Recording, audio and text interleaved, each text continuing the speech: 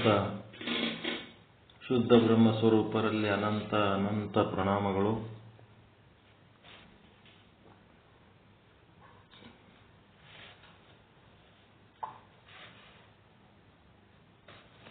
ಇವತ್ತು ಮಧ್ಯಾಹ್ನ ನಮ್ಮ ಶುದ್ಧ ಬ್ರಹ್ಮಜ್ಞಾನ ಪೀಠದ ಧರ್ಮಾಧಿಕಾರಿಗಳು, ಹಿರಿಯರು, ಅನುಭಾವಿಗಳು ಆದಂಥ ಏಳಿಗೆ ಕಲ್ಯಾಣಪ್ಪ ಶುದ್ಧ ಬ್ರಹ್ಮನಿಷ್ಠರು ಮನೆ ಮುಂದೆ ಬಿದ್ದು ಕೈ ಫ್ರ್ಯಾಕ್ಚರ್ ಮಾಡ್ಕೊಂಡಾರ. ಗೌರ್ಮೆಂಟ್ ಎಲ್ಲಿ ಅದ, ಯಾವುದೋ ಆಸ್ಪತ್ರೆ ಅದ, ಐ ಸಿ ಯು ಅಂತ ಇದ್ರೊಳಗೆ ಅದಾವ. ಅದರೊಳಗೆ ಯಾರಿಗೆ ಮಾತನಾಡ್ಲಿಕ್ಕೆ ಅವಕಾಶ ಇಲ್ಲ, ನಾಳೆ ಮಾತಾಡ್ತಾರಂತ. ಹೀಗಾಗಿ ಅವರಿಗೆ ಆದಷ್ಟು ಬೇಗ ಗುಣಮುಖ ಆಗಲಿ. ಇವತ್ತು ಆಪರೇಷನ್ ಇದ್ದಂಗೆ ಕಾಣಿಸ್ತದೆ, ರಾತ್ರಿ ಬೇಗ ಗುಣಮುಖ ಆಗಲಿ. ಆ ನೋವು ಸಹಿಸುವಂಥ ಶಕ್ತಿ ವಯಸ್ಸಾದವರಿಗೆ ಇರಂಗಿಲ್ಲ, ಭಾಳ ತ್ರಾಸಾಗ್ತದದು. ಆದರೂ ಅದರ ಬಾಧೆ ಸಹಿಸುವಂಥ ಶಕ್ತಿ ಶುದ್ಧ ಬ್ರಹ್ಮ ಆ ಒಂದು ಮಹಾತ್ಮರಿಗೆ ಕರುಣಿಸಲಿ ಅಂತ 11 ಬಾರಿ ಮಂತ್ರೋಚ್ಚಾರ ಮಾಡ್ತೀನಿ. ನಮ್ಮ ಜೊತೆಗೆ ನೀವು ಮನಸ್ಸಿನಲ್ಲಿ ಮಾಡ್ರಿ. ಓಂ ಸದ್ಗುರು ಶ್ರೀ ಶುದ್ಧ ಬ್ರಹ್ಮಣೇ ನಮಃ. ಓಂ ಸದ್ಗುರು ಶ್ರೀ ಶುದ್ಧ ಬ್ರಹ್ಮಣೇ ನಮಃ.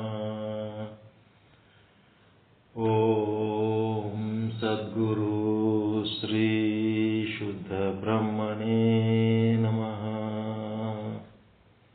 ಓಂ ಸದ್ಗುರು ಶ್ರೀ ಶುದ್ಧ ಬ್ರಹ್ಮಣೇ ನಮಃ. ಓಂ ಸದ್ಗುರು ಶ್ರೀ ಶುದ್ಧ ಬ್ರಹ್ಮಣೇ ನಮಃ. ಓಂ ಸದ್ಗುರು ಶ್ರೀ ಶುದ್ಧ ಬ್ರಹ್ಮಣೇ ನಮಃ. ಓಂ ಸದ್ಗುರು ಶ್ರೀ ಶುದ್ಧ ಬ್ರಹ್ಮಣೇ ನಮಃ. ಓಂ ಸದ್ಗುರು ಶ್ರೀ ಶುದ್ಧ ಬ್ರಹ್ಮಣೇ ನಮಃ. ಓಂ ಸದ್ಗುರು ಶ್ರೀ ಶುದ್ಧ ಬ್ರಹ್ಮಣೇ ನಮಃ. ಓಂ ಸದ್ಗುರು ಶ್ರೀ ಶುದ್ಧ ಬ್ರಹ್ಮಣೇ ನಮಃ. ಓಂ ಸದ್ಗುರು ಶ್ರೀ ಶುದ್ಧ ಬ್ರಹ್ಮಣೇ ನಮಃ. ಪರಮಾನಂದ ಪ್ರಾಪ್ತಿ ಭವ, ಸರ್ವ ದುಃಖ ನಿವೃತ್ತಿ ಭವ, ಇಷ್ಟಾರ್ಥ ಸಿದ್ಧಿರಸ್ತು, ಯಶಸ್ವಿ ಭವ ಯಶಸ್ವಿ ಭವ. ಓಂ ಶಾಂತಿ ಶಾಂತಿ ಶಾಂತಿ.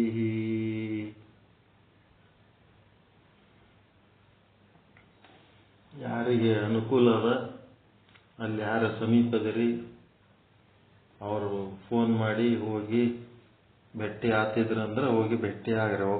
ಒಳಗೆ ಅವಕಾಶ ಕೊಡ್ತಿದ್ರು ಕೇಳಿ ಹೋಗ್ಬೇಕು. ಸುಮ್ಮನೆ ಏನಾರ ಆಗ್ಯದನ್ನ ಅವಸರ ಮಾಡಿ ಆದ್ರೆ ಅಲ್ಲಿ ಒಳಗೆ ಬಿಡಂಗಿಲ್ಲ.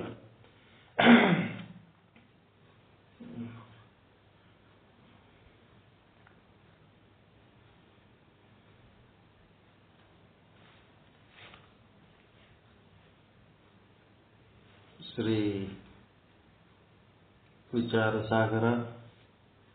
ಯಾರೇನು ಮಾತಾಡ್ಬೇಕಾ ಕಲ್ಯಾಣಪ್ಪ ಅವ್ರ ವಿಷಯದಲ್ಲಿ? ಆರಾಮಾಗ್ಲಿ, ಒಂದು ನೋವನ್ನ ಸಹಿಸೋ ಶಕ್ತಿ ಪರಮಾತ್ಮ ಕೊಡ್ಲಿ ಅಂತ ಕೇಳ್ಬೋದಷ್ಟೇ. ಎಲ್ಲರಿಗೂ ಅದೇ ಪ್ರಾರ್ಥನೆ, ಎಲ್ಲರೂ ಪ್ರಾರ್ಥನೆ ಇದೆ.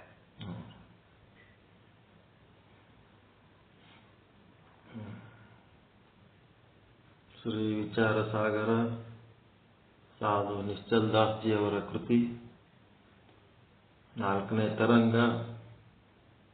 ಉತ್ತಮ ಅಧಿಕಾರಿ ತತ್ವದೃಷ್ಟಿ ಮಹಾರಾಜರಿಗೆ ಉಪದೇಶ. 204ನೇ ವಿಷಯಾಂಕ. ಅಂತಃಕರಣದಲ್ಲಿ 2 ವಿಧವಾದ ಪ್ರಕಾಶಗಳಿರುತ್ತವೆ ಅಂತ 116ನೇ ದೋಹ.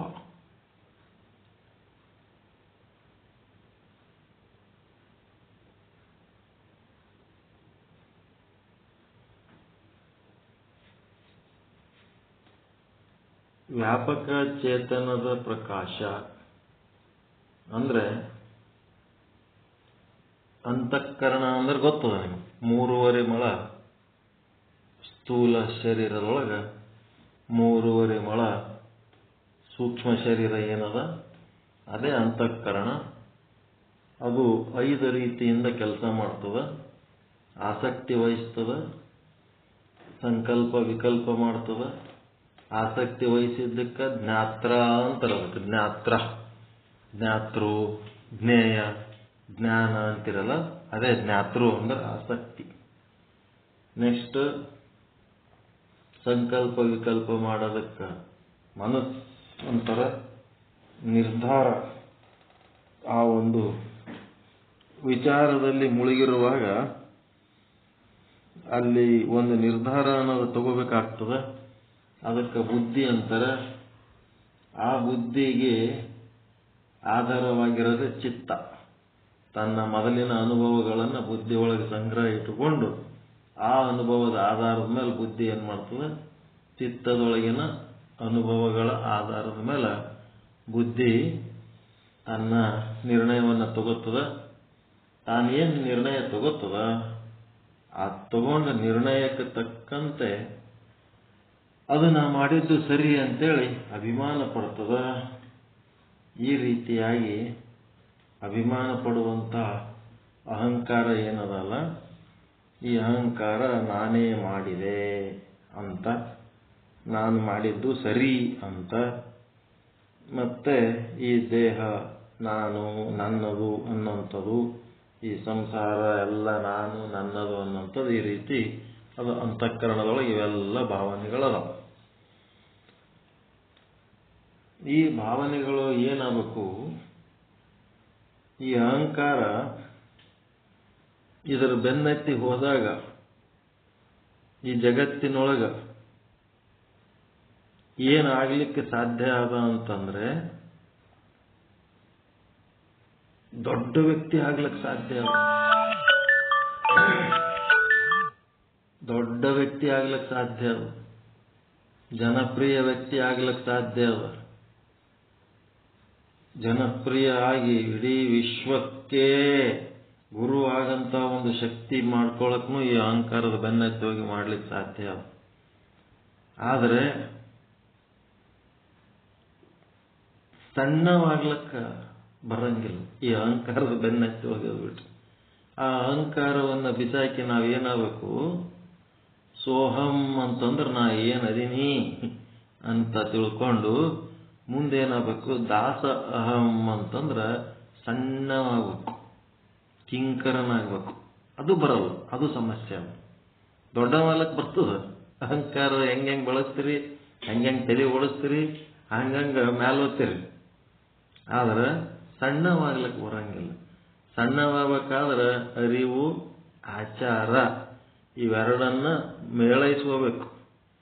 ಮೇಳೈಸಿಕೊಂಡು ಬ್ರಹ್ಮ ಜ್ಞಾನ ಗುರು ಏನು ಕೊಟ್ಟನ ಆ ಬ್ರಹ್ಮ ಜ್ಞಾನದ ಒಂದು ಆಧಾರದ ಮೇಲೆ ನಮ್ಮೊಳಗಿನ ಅಹಂಕಾರ ತ್ಯಜಿಸ್ಬೇಕು. ಅದು ಅಜ್ಞಾನದ ಕಾರ್ಯ. ತ್ಯಜಿಸಿದಾಗ ಏನಾಗ್ತೀವಿ,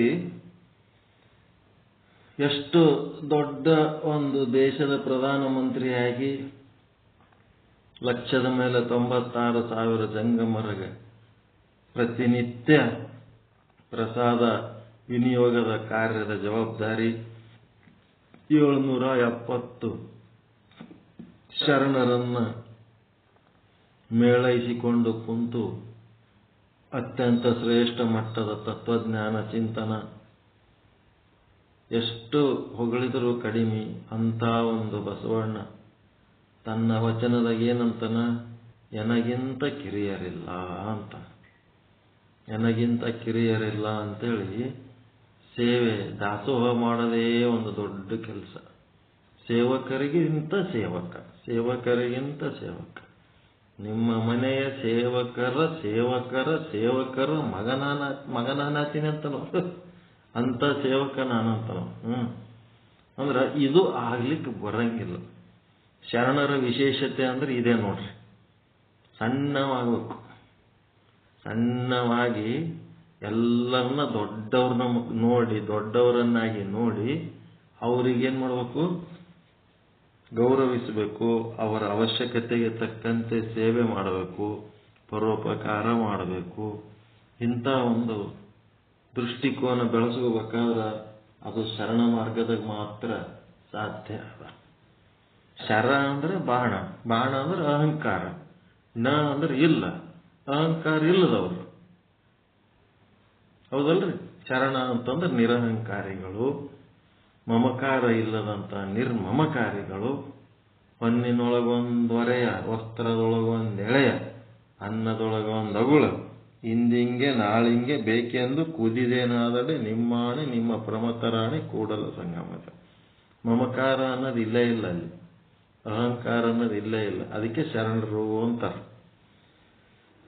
ಇಲ್ಲಿ ಒಂದು ಆಭಾಸ ಪ್ರಕಾಶ, ಇನ್ನ ಒಂದು ವ್ಯಾಪಕ ಚೇತನದ ಪ್ರಕಾಶ. ಮುಂಜಾನೆ ಹೇಳಿನಿ ನಾನು ಹೆಂಗಿರ್ತದ.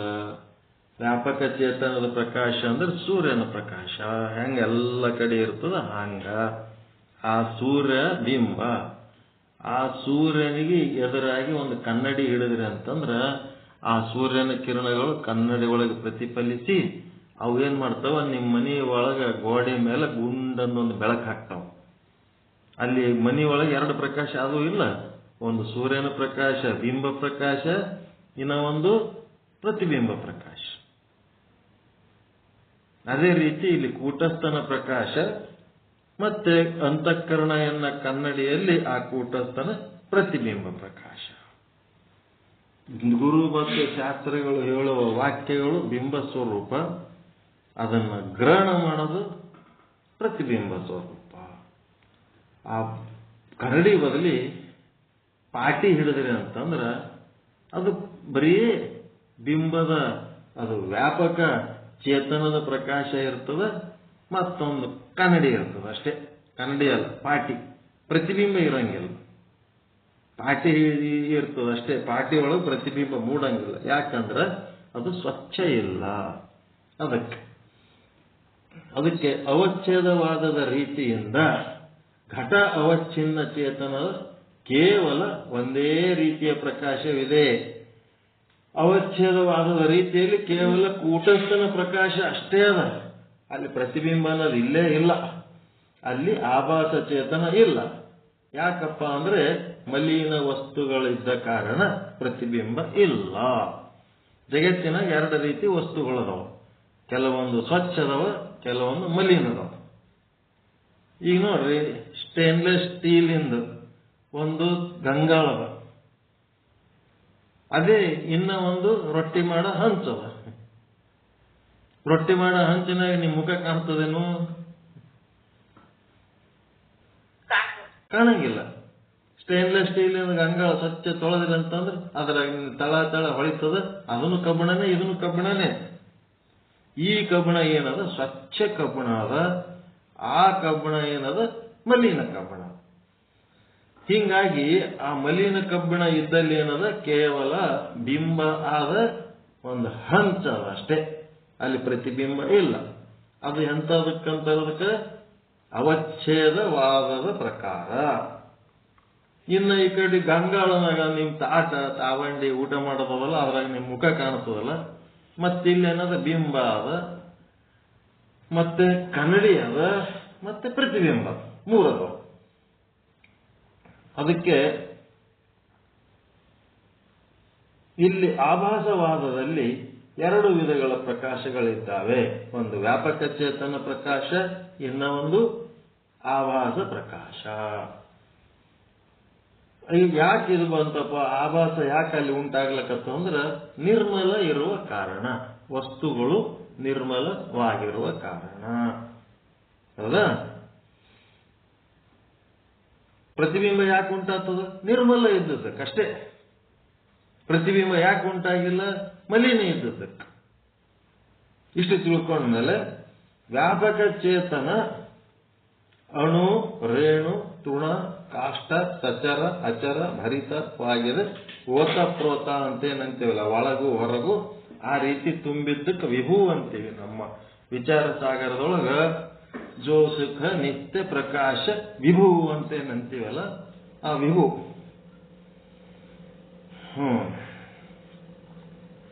ಆವಾಸ ಚೇತನ ಏನದಲ್ಲ, ಶುದ್ಧ ಅಂತಃಕರಣದಲ್ಲಿ ಉಂಟಾದ ವ್ಯಾಪಕ ಚೇತನದ ಕೂಟಸ್ಥನ ಪ್ರತಿಬಿಂಬ. ಆವಾಸ ಚೇತನ ಅಂದ್ರೆ ಶುದ್ಧ ಅಂತಃಕರಣದಲ್ಲಿ ಉಂಟಾದ ವ್ಯಾಪಕ ಚೇತನದ ಅಂದ್ರೆ ಕೂಟಸ್ಥನ ಪ್ರತಿಬಿಂಬ. ಅಲ್ಲೊಂದು ವಿಭುವಿನ ಪ್ರಕಾಶ ಅದ, ಇನ್ನ ಒಂದು ಆಭಾಸನ ಪ್ರಕಾಶ ಆದ. ಕೇವಲ ವ್ಯಾಪಕ ಚೇತನವು ಅವಚ್ಛೇದವಾದದ ಪ್ರಕಾರ ಒಂದೇ ಚೇತನವಿದೆ, ಅಲ್ಲಿ ಆಭಾಸ ಚೇತನವಿಲ್ಲ. ಆಭಾಸವಾದದೊಳಗೆ ಒಂದು ವ್ಯಾಪಕ ಚೇತನವಿದೆ, ಇನ್ನೊಂದು ಆಭಾಸ ಚೇತನವಿದೆ. ಅರ್ಥ ಆಗಕತ್ತದಿದು? ವಿಚಾರ ಚಂದ್ರೋದಯದಲ್ಲಿ ಕೂಡ ಎರಡು ಪ್ರಕಾರಗಳ ಚೇತನವನ್ನ ಹೇಳಿದ್ದಾರೆ. ಒಂದು ಸಾಮಾನ್ಯ ಚೇತನ, ಇನ್ನ ಒಂದು ವಿಶೇಷ ಚೇತನ. ಈ ಸಾಮಾನ್ಯ ಚೇತನ ಅಂತಂದ್ರೆ ಅಧಿಕ ದೇಶ ಅಧಿಕ ಕಾಲದಲ್ಲಿ ವರ್ತಿ, ಅಧಿಕ ದೇಶ ಅಧಿಕ ಕಾಲವರ್ತಿ ಚೇತನ. ಸಾಮಾನ್ಯ ಚೇತನ ಅಂತಂದ್ರೆ ಅಧಿಕ ದೇಶ ಅಧಿಕ ಕಾಲವರ್ತಿ ಚೇತನ. ಅಧಿಕ ದೇಶ ಬರ್ಕೋಬೇಕಿದು ಲಕ್ಷಣ, ಅಧಿಕ ಕಾಲವರ್ತಿ ಚೇತನ. ಸಾಮಾನ್ಯ ಚೇತನದ್ದು ಡೆಫಿನೇಷನ್, ವ್ಯಾಖ್ಯಾನ ಅದೇನದ, ಎಲ್ಲಾ ದೇಶ ಎಲ್ಲಾ ಕಾಲಗಳಲ್ಲಿ ಇರಲಿಕ್ಕೆ ಯೋಗ್ಯವಾದ ಚೇತನ, ಅದೇ ವ್ಯಾಪಕ ಚೇತನ, ಅದುವೇ ಬ್ರಹ್ಮ, ಅದುವೇ ವಿಭು.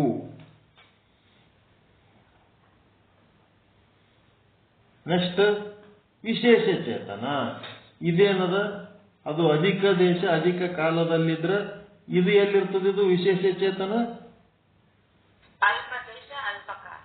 ಅಂತಃಕರಣದಲ್ಲಿ ಬ್ರಹ್ಮದ ಪ್ರತಿಬಿಂಬ, ಆಭಾಸನ ಪ್ರಕಾಶ, ಘಟಾದಿಗಳನ್ನು ತಿಳಿಯುವ ಚೇತನವೇ ಆಭಾಸ. ಇದೇನದ, ನೀವು ಹೇಳ್ದಂಗ ಅಲ್ಪ ದೇಶ ಅಲ್ಪ ಕಾಲವರ್ತಿ ಚೇತನ. ಅಂದರೆ ಅಂತಃಕರಣದಲ್ಲಿ ಬ್ರಹ್ಮದ ಪ್ರತಿಬಿಂಬ, ಕೂಟಸ್ಥನ ಪ್ರತಿಬಿಂಬ ಅಥವಾ ಆಭಾಸನ ಪ್ರಕಾಶ, ಘಟಾದಿಗಳನ್ನು ತಿಳಿಯುವ ಚೇತನ ಇದು ತನಗೆ ಆಧಾರವಾದ ಕೂಟಸ್ಥನನ್ನದು ತಿಳಿಯಂಗಿಲ್ಲ. ಹೊರ ಜಗತ್ತಿನೊಳಗಿರುವಂತ ಜಡ ವಸ್ತುಗಳನ್ನು ಗುರುತಿಸ್ತದೆ ಇದು. ಮತ್ತೆ ಆಭಾಸದೊಳಗಿರುವ ಚೇತನವೇನಿದೆಯಲ್ಲ, ಅದು ಕೇವಲ ಜಡ ಪದಾರ್ಥಗಳನ್ನು ಮಾತ್ರ ಪ್ರಕಾಶ ಮಾಡುತ್ತದೆ.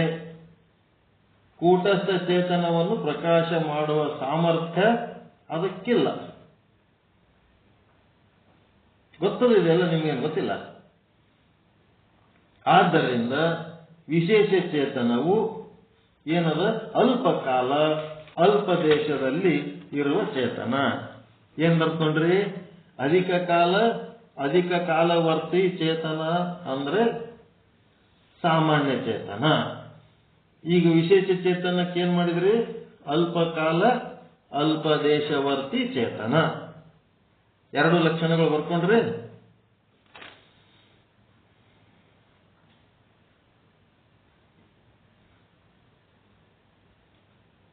ಅಲ್ಪ ಕಾಲ ಅಲ್ಪ ದೇಶ ಅಂತಂದ್ರೆ ಏನು? ಅಲ್ಪ ಕಾಲ ಅಲ್ಪ ದೇಶ ಅಂದ್ರೆ, ಅಲ್ಪ ಕಾಲ ಅಂತಂದ್ರೆ ಅಜ್ಞಾನದ ಕಾಲ, ಅಲ್ಪ ದೇಶ ಅಂತಂದ್ರೆ ಅಂತಃಕರಣದ ದೇಶ.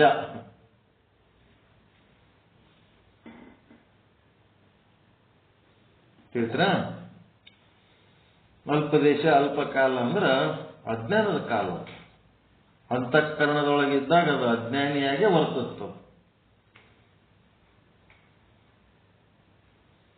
ಹಂಗಿದ್ದಾಗ ಏನಾಗ್ತದಪ್ಪ ಅಂದ್ರೆ ಜ್ಞಾನವಾಗುವ ತನಕ, ಜ್ಞಾನ ಇನ್ನ ಆಗಿಲ್ಲ, ಜ್ಞಾನ ಆಗುವ ತನಕ ಏನಾಗ್ತದ, ಆಭಾಸನೇ ಸತ್ಯ ಜ್ಞಾನವಾದ ಬಳಿಕ ಆಭಾಸನೇ ಮಿಥ್ಯಾ ಅಂತ ನಿಶ್ಚಯವಾಗ್ತದ.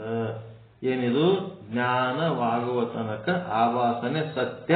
ಹಿಂಗ್ ಬರ್ಕೋಬೇಕಿಲ್ಲ, ಅಲ್ಲಿ ಒಂದು ಫುಲ್ ಸ್ಟಾಪ್ ಇರ್ಲಾರ್ದಕ್ಕೆ ಹಿಂಗಾಯ್ತು. ಏನಾಯ್ತು, ಜ್ಞಾನವಾಗುವ ಅಲ್ಪದೇಶ ಅಲ್ಪಕಾಲ ಅಂದ್ರೆ ಏನಂತ ಬರ್ಕೊಂಡ್ರೆ, ಮತ್ತು ವ್ಯಾಪಕ ಚೇತನ ಮತ್ತು ಆಭಾಸ ಚೇತನ ಅಂದ್ರೆ ಏನಂತ ಬರ್ಕೊಂಡ್ರಿ, ಸಾಮಾನ್ಯ ಚೇತನ ವಿಶೇಷ ಚೇತನ ಅಂದ್ರೆ ಏನಂತ ಬರ್ಕೊಂಡ್ರಿಲ್ಲ. ಅಧಿಕ ಕಾಲ ಅಧಿಕ ದೇಶ ವರ್ತಿತ ಚೇತನ, ಅಲ್ಪ ಕಾಲ ಅಲ್ಪ ದೇಶ ವರ್ತಿ ಚೇತನ. ಇದಾದ್ಮೇಲೆ ನೆಕ್ಸ್ಟ್ ಅಲ್ಪ ದೇಶ ಅಂತಂದ್ರೆ ಅಂತಃಕರಣದ ದೇಶ, ಅಲ್ಪ ಕಾಲ ಅಂದ್ರೆ ಅಜ್ಞಾನದ ಕಾಲ. ಹಿಂಗ್ ತಿಳ್ಕೊಂಡ್ಮೇಲೆ ಒಂದನೇದ್ದೇನು, ಜ್ಞಾನವಾಗುವ ತನಕ ಆಭಾಸನೆ ಸತ್ಯ. ಅಜ್ಞಾನಿಗೆ ಆಭಾಸನೆ ಸತ್ಯ. ಬ್ರಹ್ಮಜ್ಞಾನಿ ಆದ ನಂತಂದ್ರೆ ಆಭಾಸ ಮಿಥ್ಯ ಅಂತ ನಿಶ್ಚಯವಾಗುತ್ತದೆ. ಆದ್ದರಿಂದ ಏನದು, ಏನೈತಿ ಈಗ, ಜ್ಞಾನ ಆಗುವ ತನಕ ಆಭಾಸ ಸತ್ಯ ಅನ್ನಿಸ್ತದ, ಜ್ಞಾನವಾದ ಬಳಿಕ ಆಭಾಸ ಮಿಥ್ಯ ಅಂತ ನಿಶ್ಚಯ ಆಗ್ತದಲ್ಲ. ಆದ್ದರಿಂದ ಇದಕ್ಕೇನಂತಾರ, ಅಲ್ಪಕಾಲ ಅಂತಾರ. ಅಲ್ಪ ದೇಶ ವರ್ತಿ ವಿಶೇಷ ಚೇತನ ಅಂತಾರೆ. ಇದಕ್ಕೆ ಜ್ಞಾನ ಆಗ ತನಕ ಮಾತ್ರ ಇರ್ತದದು. ಜ್ಞಾನ ಆದ್ಮೇಲೆ ಹೋಗ್ಬಿಡ್ತದದು. ಅದಕ್ಕೆ ಅದು ಅಧಿಕ ಕಾಲ ಅಲ್ಲ, ಅಲ್ಪ ಕಾಲ. ತಿಳಿದ್ರ? ಅಲ್ಪಕಾಲ ಯಾಕಂತಾರ, ಅಲ್ಪ ದೇಶ ಯಾಕಂತಾರ ಅಂದ್ರೆ 3.5 ಮೊಳ ಶರೀರದೊಳಗ 3.5 ಮೊಳ ಸೂಕ್ಷ್ಮ ಶರೀರ ಏನದಲ್ಲ ಅಂತಃಕರಣ, ಆ ಅಂತಃಕರಣದ ಒಳಗ ಇದು ಇದ್ದದಕ್ಕೆ ಅದು ಅಲ್ಪ ದೇಶ. ಅಧಿಕ ದೇಶ ಅಂತಂದ್ರೆ ಅಣು ರೇಣು ತೃಣ ಕಾಷ್ಟ ಸಕಲ ಸಚರ ಅಚರಾದಿಗಳಲ್ಲಿ ಓತಪ್ರೋತವಾಗಿ ತುಂಬಿ ತುಳುಕುವಂತ ಚೈತನ್ಯ, ಅದು ಅಧಿಕ ದೇಶ. ಅಲ್ಪ ದೇಶ ಅಂದ್ರೆ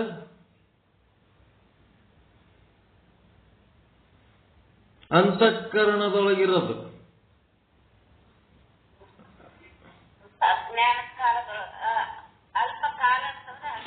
ಅಜ್ಞಾನ ಕಾಲದಲ್ಲಿ ಅಂತಃಕರಣದಲ್ಲಿ, ಅಂತಃಕರಣ ಸ್ವಲ್ಪ ಸಣ್ಣದು, ಸೂಕ್ಷ್ಮ ಶರೀರ. ಅಜ್ಞಾನದಲ್ಲಿ, ಅಜ್ಞಾನ ಕಾಲದಲ್ಲಿ ಅಂತಃಕರಣದಲ್ಲಿ ಇರೋದು.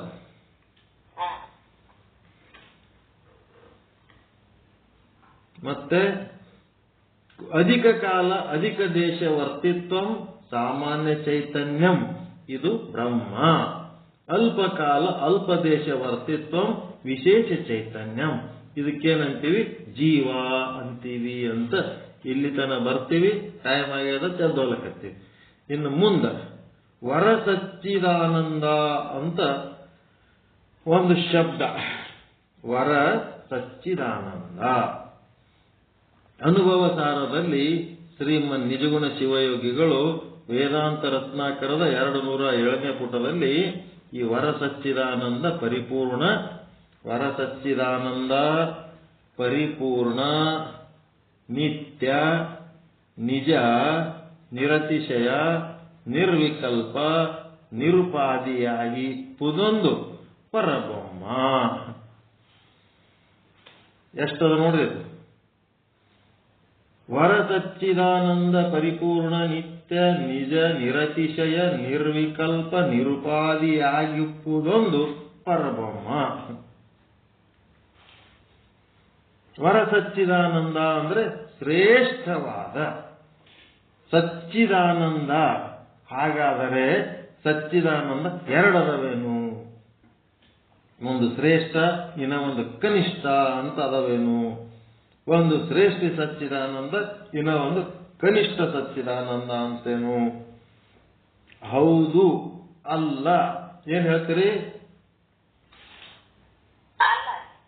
ವೇದಾಂತ ಸಿದ್ಧಾಂತದೊಳಗೆ ಎರಡು ಮಾಡ್ತಾರೆ ಈಗ. ಏನು? ಹೌದು ಎರಡು ಇದ್ದಾವೆ. ಹೆಂಗದು? ಬ್ರಹ್ಮ ಚೈತನ್ಯ ಒಂದೇ ಅದ. ಈಗ ತಿಳ್ಕೊಳ್ಳೋದ್ರ ಸಲ ಎರಡು ಮಾಡ್ತಾರೆ ಈಗ.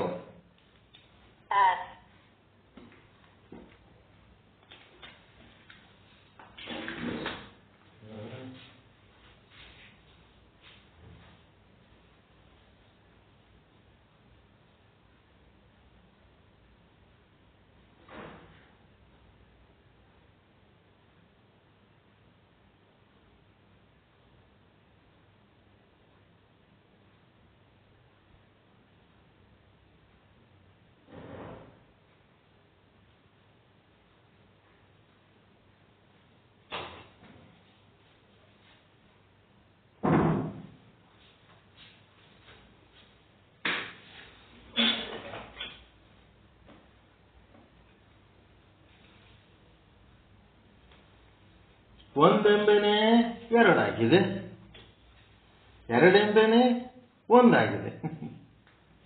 ನೀವು ಹಿಂಗಂದ್ರ ಹಂಗದು, ಹಂಗಂದ್ರ ಹಿಂಗದ.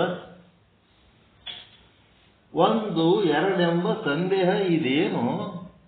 ಯಾರಂತಾರೆ ಈ ಮಾತ? ಪ್ರಭುದೇವರು ಹೇಳ್ತಾರೆ. ಅಗಲಲಿಲ್ಲದ ಕೂಟಕ್ಕೆ ಬಿಚ್ಚಿ ಬೇರಾಗದ. ಏನಾಗದ?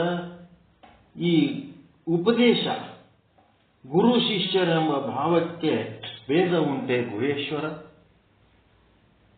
ಎರಡಾದಂಗೆ ಕಾಣ್ತದಿಲ್ಲ ಗುರು ಶಿಷ್ಯ ಅಂತ. ಗುರುವೇ ಶಿಷ್ಯನಾದ ತನ್ನ ವಿನೋದಕ್ಕೆ, ಶಿಷ್ಯನೇ ಗುರುವಾದ ತನ್ನ ವಿನೋದಕ್ಕೆ. ಇಬ್ಬರು ಎಂಜಾಯ್ ಮಾಡ್ಲಕ್ಕ ಏನ್ ಮಾಡ್ಯಾರ? ಗುರುನೇ ಶಿಷ್ಯ ಆಗ್ಯಾನ, ಶಿಷ್ಯನೇ ಗುರು ಆಗ್ಯಾನ. ಸಂತೋಷ ಪಡೋದ್ರ ಸಲುವಾಗಿ, ಆನಂದ ಪಡೋದ್ರ ಸಲುವಾಗಿ ಗುರು ಶಿಷ್ಯ ಆತನ, ಶಿಷ್ಯ ಗುರು ಆತನ. ಇಬ್ರು ಬೇರೆ ಅಲ್ಲವೇ ಅಲ್ಲ. ಅದಕ್ಕೆ ಹೆಂಗಾಗಬೇಕಿದು? ಎರಡು ಒಂದಾಗೋದು, ಒಂದು ಎರಡಾಗೋದು ಹೆಂಗಪ್ಪ ಅಂತಂದ್ರ, ಮಂಗಳಾರತಿ ಮಾಡಾಗ ಕರ್ಪೂರ ಇರ್ತದಿಲ್ಲ, ಅಲ್ಲಿ ಜ್ಯೋತಿ ಎಷ್ಟಿರ್ತಾವ ಕರ್ಪೂರದ? ಒಂದೇ. ಅಗ್ನಿ ಮತ್ತ ಕರ್ಪೂರ ಎರಡು. ಅದು ಆದಂತ ಇದು ಉರಿಲಕತ್ತದ, ಇದು ಆದಂತ ಅದು ಉರಿಲಕತ್ತದ. ಗುರು ಆದನಂತ ಶಿಷ್ಯನ ನೋಡೋದು, ಶಿಷ್ಯ ಆದನಂತ ಗುರುವಿನ ನೋಡೋದು. ಇಬ್ಬರದಾಗ ಒಂದು ಯಾವ್ದಾರ ಖಾಲಿ ಆಯ್ತಂದ್ರೆ ಬಂದಾಗ್ತದ ವ್ಯಾಪಾರ.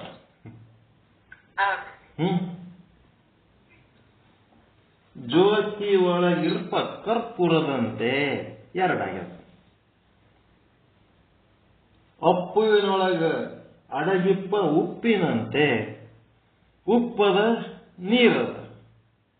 ಅದೇನಾಗಕತ್ತದ? ಕರ್ಪೂರ ಕರಿಗೆ ಹೋಗಿ ಇಲ್ಲದಂಗ ಆಗ್ಲಕತ್ತದಿಲ್ಲ ಬೆಂಕಿ ಒಳಗ. ಹಂಗ ಶಿಷ್ಯತ್ವ ಕಳ್ಕೊಂಡು ಹೋಗಿ ಗುರುವಿನೊಳಗೆ ಅದು ಒಂದಾಗ್ಲಕತ್ತದ. ಶಿಷ್ಯತ್ವ ಕರಿಗೆ ಹೋಗ್ಲಕತ್ತದ. ಹ್ಯಾಂಗ ಕರಗ್ಲಿಕ್ಕತ್ತದ?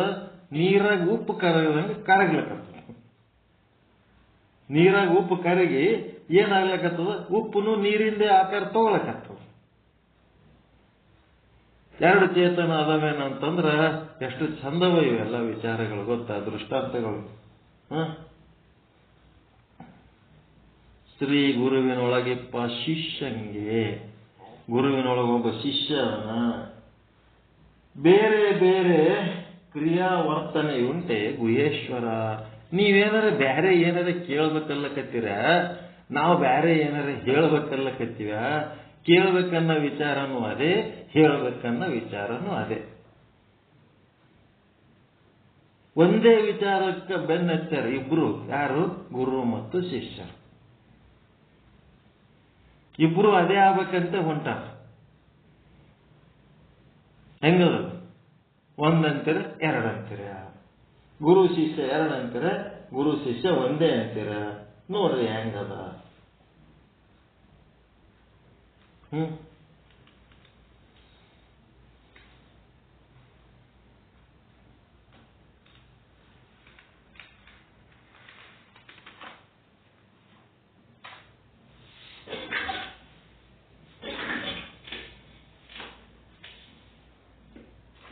ಹೆಂಗದಿದು? 1 2 ಆಗ್ತದ, 2 1.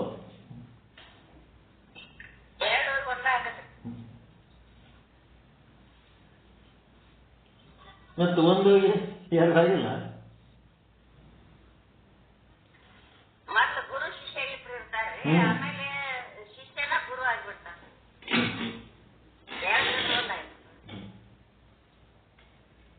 ಅದು 1 ಹೆಂಗಿರ್ತದ ಅಂತ ಹೇಳ್ತಾರ. ಏನ್ ಹೇಳ್ತಾರ?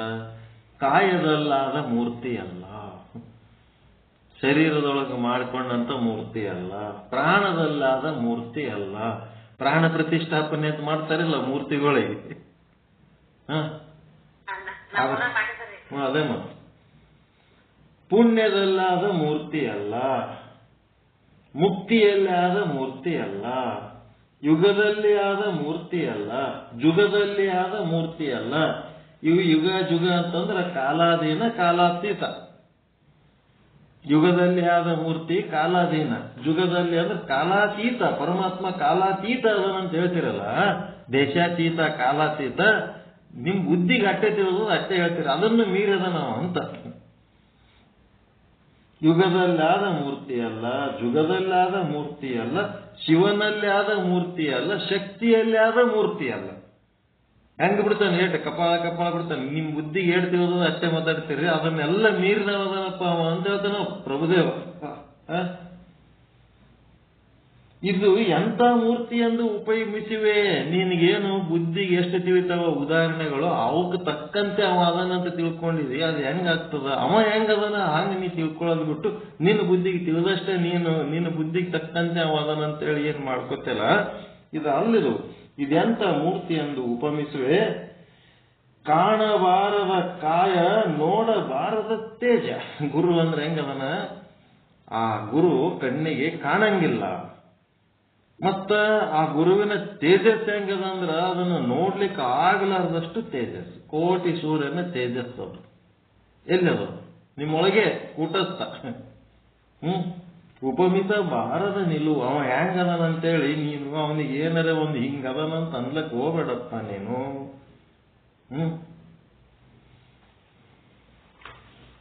ಅದಕ್ಕೆ ವರಸಚ್ಚಿದಾನಂದ ಹೆಂಗದನ ಅನ್ನೋದು ಹೇಳ್ಕೊತೊಂಟಾರೆ. ವರಸಚ್ಚಿದಾನಂದ ಅಂದ್ರೆ ಸ್ವರೂಪಾತ್ಮಕವಾದ ಸಚ್ಚಿದಾನಂದ. ವರಶ್ರೇಷ್ಠ ಅಂದರೆ ಯಾವಾಗಲೂ ಇರೋದು, ಅಬಾಧಿತವಾಗಿರೋದು. ಬ್ರಹ್ಮಜ್ಞಾನ ನಿಮ್ಗೆ ಉಂಟಾಗಿರ್ಬೋದು, ಉಂಟಾಗದೆ ಇರ್ಬೋದು, ಅದು ಯಾವಾಗಲೂ ಇರ್ತದ. ಬ್ರಹ್ಮಜ್ಞಾನ ಆಗ್ಲಾರ್ದಾಗ ಅದು ವರಸಚ್ಚಿದಾನಂದ ಇರಂಗಿಲ್ಲ ನಮ್ಮಲ್ಲಿ. ಬ್ರಹ್ಮಜ್ಞಾನ ಆದಾಗೇ ಇರ್ತದೇನು? ಅದಕ್ಕೆ ಯಾವಾಗಲೂ ಇರುವುದು. ವೃತ್ಯಾತ್ಮಕವಾಗಿರತಕ್ಕಂಥ ಸಚ್ಚಿದಾನಂದಗಳು ಸ್ವರೂಪಾತ್ಮಕವಾಗಿರೋದ್ರಿಂದ ಸಚ್ಚಿದಾನಂದಗಳು. ಇವೇನದವ? ಸದ್ರೂಪ ತ್ರಿಕಾಲಾಬಾಧ್ಯತ್ವಂ ಸದ್ರೂಪತ್ವಂ. ವೃತ್ಯಾತ್ಮಕವಾಗಿರತಕ್ಕಂಥ ಸದ್ರೂಪ ಸದಾಕಾಲ ಇರುವುದಲ್ಲ. ವೃತ್ಯಾತ್ಮಕ ಅಂದ್ರೆ ವೃತ್ತಿ ಇರತನ ಇರ್ತದ. ಸ್ವರೂಪಾತ್ಮಕ ಇರೋದು ಸಚ್ಚಿದಾನಂದ. ನೀವು ನಿಮ್ಮ ಸ್ವರೂಪ ಶಾಶ್ವತ. ವೃತ್ತಿ ಇರೋದು ವೃತ್ಯಾತ್ಮಕ. ವೃತ್ತಿ ಅಂತಂದ್ರೆ ಅಂತಃಕರಣದ ವೃತ್ತಿ.